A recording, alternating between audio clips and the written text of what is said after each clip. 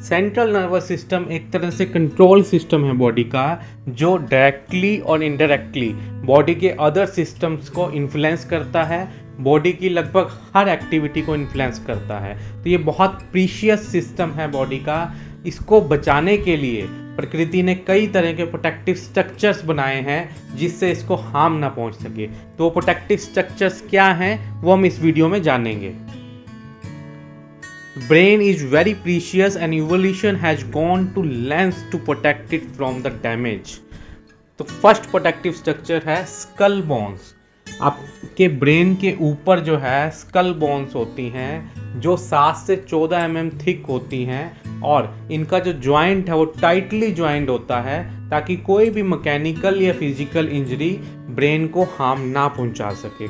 इसके अलावा स्पाइन में वर्टिब्रल कॉलम होता है, छोटी छोटी वर्टिब्रल बोन्स होती हैं ताकि स्पाइन को भी कोई हार्म ना पहुंच सके।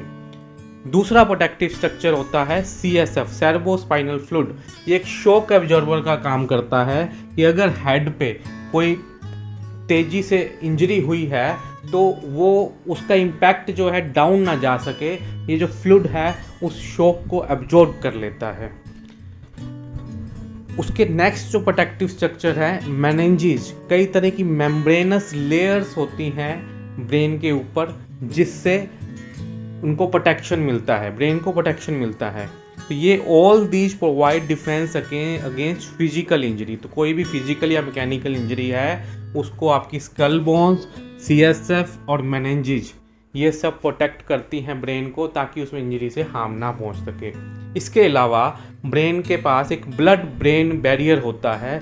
ये बैरियर क्या करता है, अगर किसी भी तरह से ब्लड के अंदर टॉक्सिन्स या पैथोजन्स एंटर कर गए हैं तो वो ब्रेन तक ना पहुंच सके।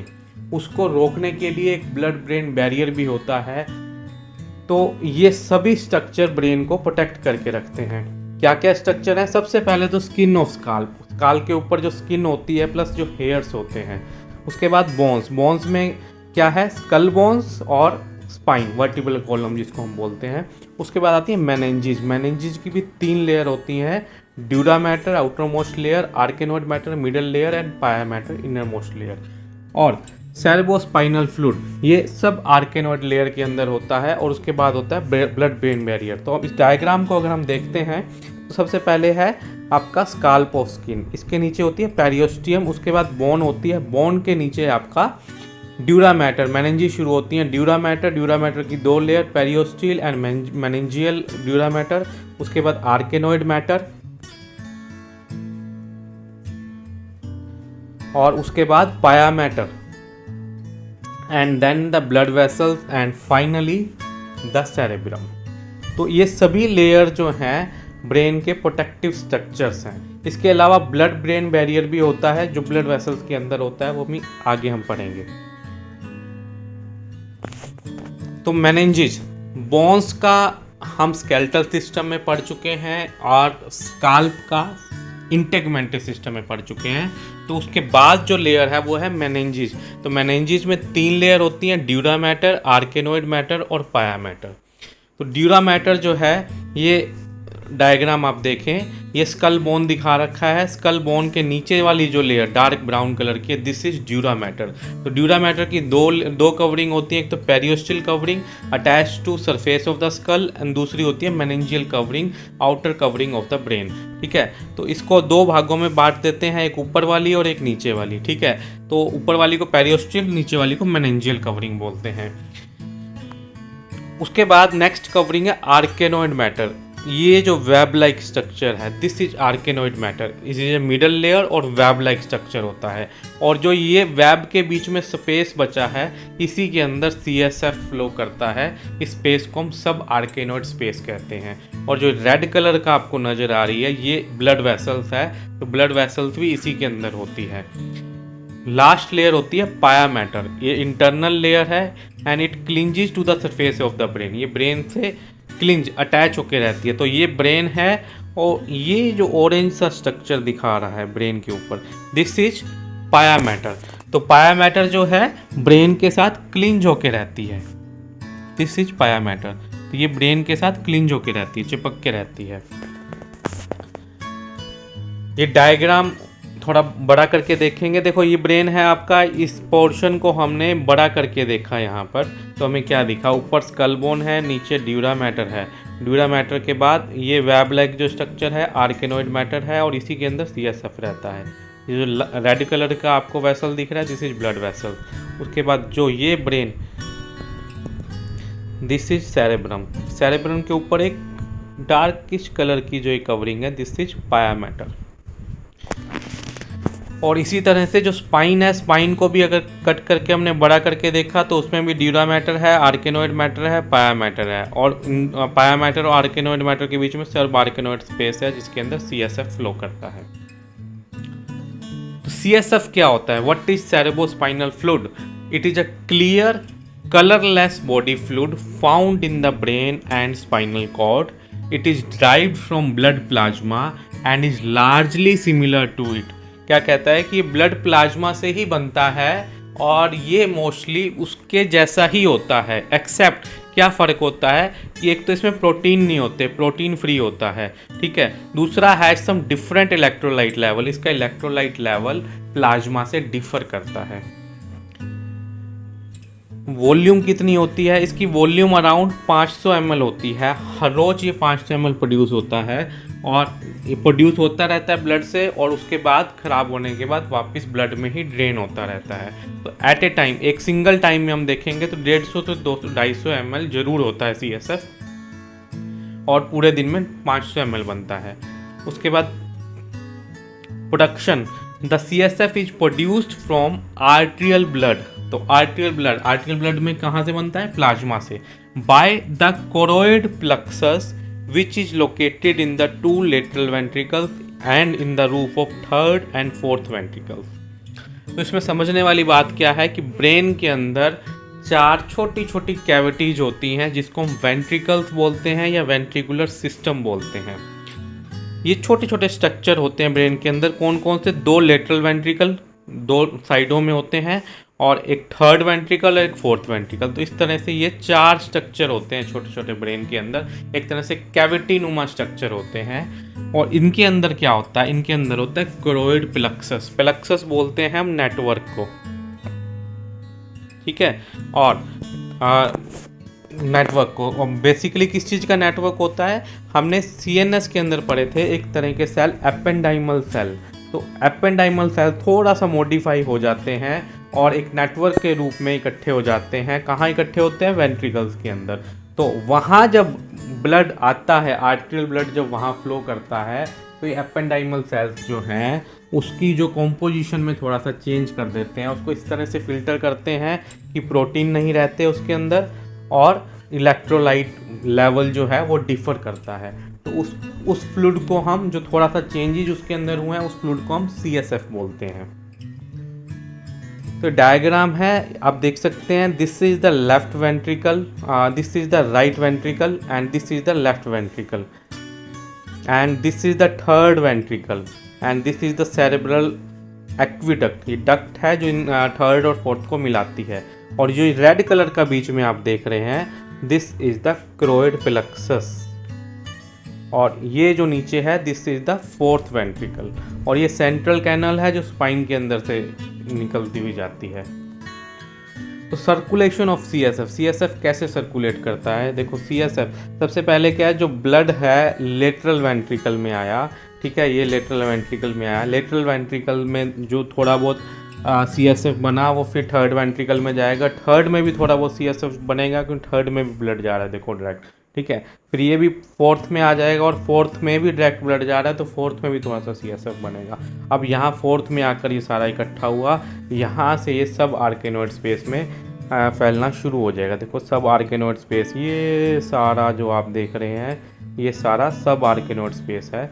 तो इसके अंदर जो है ये फैलता चला जाता है, ठीक है। और उसके बाद क्या है, छोटी छोटी विलाई, मतलब छोटी छोटी वेन्यूल्स होते हैं, उसके अंदर ये जाना शुरू हो जाता है। ठीक है, और उसके अंदर जाके ये वापस ब्लड में मिल जाता है। ठीक है, ब्लड में अब जो टॉक्सिन्स होंगे या वेस्ट प्रोडक्ट होंगे ब्लड में, वो कहाँ होंगे, किडनी में फिल्टर हो जाएंगे और दोबारा फिर वो ब्लड में विद न्यूट्रिएंट और विद ऑक्सीजन युक्त ब्लड जो हार्ट में आएगा, हार्ट से फिर ब्रेन में जाएगा और फिर से CSF बनेगा। तो इस तरह से वेस्ट प्रोडक्ट भी रिमूव हो जाते हैं, न्यूट्रिशन भी मिलता रहता है, ऑक्सीजन भी मिलती रहती है और नया CSF प्रोड्यूस होता चला जाता है। अब CSF के क्या फंक्शन है, सेरेब्रोस्पाइनल फ्लूइड के क्या फंक्शन है? सबसे पहला है बॉयंसी। बॉयंसी बोलते हैं एक तरह से फ्लोटिंग सिस्टम को। तो actual mass of human brain is 1400 to 1500 gram होता है। However the net weight of the brain suspended in CSF is equivalent to 25 to 50 gram. क्या कहता है कि ब्रेन जो है 1400 से 1500 ग्राम होता है, जो काफ़ी हैवी है। और अगर ये आपका इतना हैवी पार्ट आपकी नेक के ऊपर रखा रहे तो आप उसको संभाल नहीं पाएंगे और इस भार की वजह से जो ब्लड वेसल्स हैं वो भी सब पिचक सकते हैं, जिससे ब्लड का सप्लाई भी रुक सकता है। तो जो CSF है वो इस ब्रेन को सस्पेंड करके रखता है। जैसे एक चीज़ पानी पे फ्लोट हो रही है तो उसका वजन कम हो जाएगा। ठीक है, तो इसका वजन हमें कितना महसूस होता है, सिर्फ 25 से 50 ग्राम, लेकिन एक्चुअल वजन कितना है, 14 से 1500 ग्राम है। तो क्या कहता है, the brain therefore exist in natural buoyancy means floating system, natural floating system में रहता है ये, which allows the brain to maintain its density without being impaired by its own weight. देखो इसका ब्रेन का अपना ही वेट जो है ब्लड सर्कुलेशन रोक ना दे, बॉडी का कोई सिस्टम डिफर ना कर दे, नर्व्स जो नर्व फाइबर्स हैं पतले पतले वो भी अपने ही भार के अंदर दबे ना, which would cut off blood supply and kill neurons in the lower section without CSF। ठीक है, तो CSF है तो ब्रेन का जो वेट है वो सस्पेंडेड रहता है, जिससे ब्लड वेसल्स और नर्व फाइबर्स अपना काम कर सकते हैं विदाउट एनी इंटरप्शन। दूसरा फंक्शन क्या है, protection. CSF act as shock absorber preventing damage from occurring to the brain injury when the cranium means cerebrum is jolted, hit accidentally और इंटेंशनली। जब आपके हेड के ऊपर कोई एक्सीडेंटली इंजरी हो जाए या कोई जोर से आपके हेड के ऊपर मार दे तो CSF जो है एक तरह से उस शॉक को एब्जॉर्ब कर लेता है, शॉक एब्जॉर्बर का काम करता है। इसके अलावा it works as homeostasis, it regulates the distribution of metabolites surrounded the brain, keeping the environment ideal to prevent any damage to the nervous system. इसके अलावा clearing waste products, waste products produced by the brain move into the CSF which is then removed into the blood stream। तो waste product कैसे remove होते हैं मैंने आपको बताया, blood में आ जाएंगे, ब्लड से फिर वो किडनी द्वारा फिल्टर होके नया ब्लड जब जाएगा ब्रेन के अंदर तो वो सब न्यूट्रिशन भी लेके जाएगा और उसके बाद दोबारा वेस्ट उसमें आएंगे, उन वेस्ट को फिर फिल्टर करके नया ब्लड ऊपर जाएगा। ठीक है, उसके बाद नेक्स्ट जो प्रोटेक्शन है CNS की वो है ब्लड ब्रेन बैरियर। 100 से भी ज़्यादा साल पहले साइंटिस्टों ने जब देखा कि ब्लू डाई जब उन्होंने ब्लड स्ट्रीम के अंदर एंटर की एक एनिमल के, तो क्या देखा कि उसके बाद उसका जब एक्सरे लिया तो सभी का सभी जो है उसकी बॉडी के सब ब्लड वेसल्स जो हैं टर्न ब्लू हो गए और एक्सरे में शो हो रहे हैं वो, लेकिन ब्रेन और स्पाइनल कॉर्ड वो चेंज नहीं हुए, दे वर नॉट चेंज्ड। तब उनको पता चला कि कुछ ऐसा है जो इस डाई को ब्रेन में एंटर नहीं करने दे रहा, लेकिन और सभी जगह ये डाई पहुंच गई है। तब उन्होंने अंदाज़ा लगाया कि ये जो चीज़ है उसको हम ब्लड ब्रेन बैरियर बोलते हैं। उसके बाद साइंटिस्टों ने इसके स्ट्रक्चर को डिस्कवर किया कि कैसे इसका स्ट्रक्चर है और कैसे ये वर्क करता है। तो ब्लड ब्रेन बैरियर की क्या डेफिनेशन हुई, it is highly selective semi permeable border of endothelial cells. Highly selective semi permeable का क्या मतलब है, सेमी परमिएबल का मतलब आप जानते हैं, सेलुलर सिस्टम ऑफ लेवल में पढ़ा था कि सेमी परमिएबल ऐसी मेम्ब्रेन, ऐसी वॉल जो कुछ चीज़ों को अंदर आने दे और कुछ चीज़ों को ना अंदर आने दे। अब हाईली सिलेक्टिव का क्या मतलब हुआ, it allows very few selective materials to cross but prevents other from crossing। बहुत ही सिलेक्टिव मटेरियल्स को ही क्रॉस कर सकता है, और चीज़ें इसमें क्रॉस नहीं कर पाएंगी। ठीक है, तो it is a highly selective semi permeable border of endothelial cells. किन से बना हुआ होता है? एंडोथीलियल सेल्स से बना हुआ होता है। एंडोथीलियल सेल्स हमारे जो ब्लड वेसल्स होते हैं उन सब की लाइनिंग एंडोथीलियल सेल से ही बनती है। In most parts of the body, the smallest blood vessel called capillary, smallest blood vessel कौन सी होती है? कैपिलरीज होती है। वो सब एंडोथीलियल सेल से ही लाइनिंग होती है उसकी। These cells have small spaces between each individual cell, so substances can move readily between the inside and outside the vessel। क्या कहता है कि जो ब्लड वेसल्स हैं, आर्टरीज हैं, आर्टरी से आर्ट्रियोल्स बनते हैं और एट द एंड बिल्कुल पतली पतली कैपिलरीज बनती हैं। कैपिलरीज किससे मिलकर बनी होती है? एंडोथीलियल सेल से। और इन एंडोथीलियल सेल्स के बीच में गैप होता है जिससे ब्लड जो है सेल्स में जाता है, न्यूट्रिशन और ऑक्सीजन सप्लाई करता है, जो वेस्ट प्रोडक्ट हैं वो बचे हुए ब्लड के साथ वापस आ जाते हैं। तो ये कैपिलरी का वर्क होता है। ये हम हेमाटोलॉजी में पढ़ चुके हैं कि ब्लड यहाँ से बाहर निकले, वेस्ट प्रोडक्ट यहाँ से अंदर आ जाए। ठीक है, ये हमारा नॉर्मल ब्लड वेसल, जो नॉर्मल पूरी बॉडी में कैपिलरीज होती हैं वो इस तरह की होती हैं। लेकिन ब्रेन के अंदर क्या होता है, ये देखो, ये सेल बिल्कुल टाइटली ज्वाइंट होते हैं। यहाँ आप डिफरेंस देख सकते हैं, यहाँ गैप है, इसमें बिल्कुल गैप नहीं होता, टाइटली ज्वाइंट होते हैं। इसके अलावा क्या होता है, एस्ट्रोसाइट सेल्स, ग्लियल सेल्स जो हमने पढ़े थे CNS में, उनका जो फुट एंड होता है वो भी ये एस्ट्रोसाइट सेल्स का फुट एंड है। ठीक है, वो भी इसको बैरियर को स्ट्रॉन्ग करता है। तो क्या दो चीज़ें हुई, पहला तो ये कि एंडोथीलियल सेल्स जो हैं टाइटली ज्वाइन होंगे, दूसरा एस्ट्रोसाइट्स की फुट प्लेट भी इस बैरियर को बनाने में हेल्प करेगी। तो इससे ये बैरियर स्ट्रॉन्ग हो जाता है। अब इसमें क्या है, कुछ ही मटेरियल जो है बाहर से अंदर और अंदर से बाहर आ सकता है। कैसे? Some molecules for example such as glucose are transported out of the blood by special method. Special method, जो स्पेशल ट्रांसपोर्ट सिस्टम पढ़े थे कि प्रोटीन के द्वारा, जो अदर मेथड्स के द्वारा, गेटेड चैनल के द्वारा जो है चीज़ें थोड़ी बहुत इधर से इधर और इधर से इधर आ पाएंगी, लेकिन वो बहुत हाईली सिलेक्टिव चीज़ें ही होंगी। तो क्या क्या चीज़ें होती हैं, क्या प्रॉपर्टीज होती हैं ब्लड ब्रेन बैरियर की? सबसे पहले तो large molecules do not pass through the blood brain barrier, large molecules नहीं जा सकते। दूसरा, low lipid soluble molecules do not penetrate into the brain, however lipid soluble molecules such as barbiturate drugs rapidly cross the. Lipid soluble molecules जो हैं वो pass हो सकते हैं, लो लिपिड सोल्यूबल और non lipid soluble molecules pass नहीं हो सकते।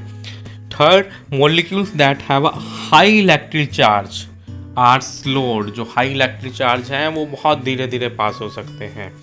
तो इसको समझने के लिए देखो ये कार्टून बनाया है, ये कुछ मॉलिक्यूल्स आए और वो कह रहे हैं कि मुझे अंदर जाना है, लेकिन ये एक चौकीदार खड़ा है जिसको हम ब्लड ब्रेन बैरियर कहेंगे। ये कहेगा I am sorry, you are too highly charge या टू लार्ज या नॉट लिपिड सोल्यूबल।